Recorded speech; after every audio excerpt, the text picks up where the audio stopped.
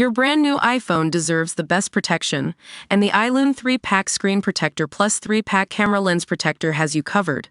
Don't take risks with your iPhone. Click the link in the video description to shop now on Amazon. Michelle Obama snubs rival podcast hosts as they beg her for compromise over name mix-up before it destroys their show. The owners of a UK-based podcast with the same name as Michelle Obama's new show have so far been met with radio silence after appealing to the former First Lady in a viral video. Michelle's podcast, which she records with her brother Craig Robinson, is titled IMO and launched last week.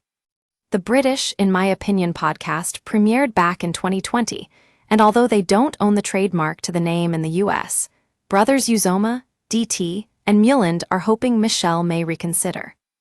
In an exclusive interview with the US Sun, Marvin Muland said they have around 7 million monthly views on social media and audio platforms combined, and a significant portion of their listeners are based in America. We couldn't help but worry about the impact the name of Mrs. Obama's podcast might have on our engagement and searchability, he said. Her celebrity status and massive following may make it harder for our audience to find us. For example, when you now search IMO podcast, we no longer appear at the top of the results, and in some cases, we don't appear at all, whereas we did previously. We have reached out to Mrs. Obama's office through their web form and are patiently awaiting a response. Our goal is to ensure that both podcasts can thrive and continue making a positive impact in their own unique ways. The US Sun has reached out to Michelle's office for comment, but is yet to hear back. Despite the name clash, Muland said they have immense respect and admiration for Mrs. Obama. As the first Black woman to serve as First Lady of the United States, she's been a trailblazer and an inspiration to so many, including us, he said. When she launched her podcast, we were genuinely happy and supportive. It's not every day you get to hear from a former First Lady on such a platform. We've listened to it, and we think it's fantastic. We're big fans of Mrs. Obama and enjoyed hearing her and her brother, Craig, in their element. In fact, we'd love the opportunity to collaborate with her someday, whether on her podcast, ours, or both.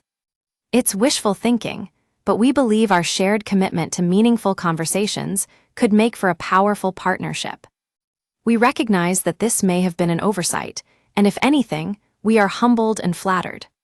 He added, "We haven't sought legal advice because, frankly, Mrs. Obama hasn't done anything wrong legally. She was well within her rights to trademark IMO podcast in the US, and we've never accused her of infringing on our trademark by doing so.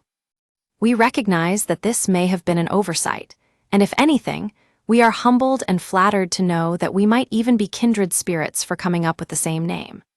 He went on to explain they launched their podcast from the living room of one of their co-hosts with a clear mission to create a space for edutainment, where education meets entertainment. Our goal is to shed light on important but often overlooked topics, such as breast cancer awareness, autism awareness, male infertility, fibroid awareness, and more, he said. Divorce rumors involving Barack and Michelle Obama has swirled online in recent months. While these subjects are serious and impactful, we recognize that not everyone can dedicate 2 hours to heavy discussions. That's why we infuse our episodes with humor and banter, using our comedic personalities to deliver these topics in a lighthearted yet meaningful way. We've been absolutely overwhelmed by the podcast's success. What started as a lockdown project to keep ourselves busy has grown into something far beyond our expectations. Today, we have over 330,000 followers across all our platforms, with more than 7 million monthly views on social media and audio platforms combined.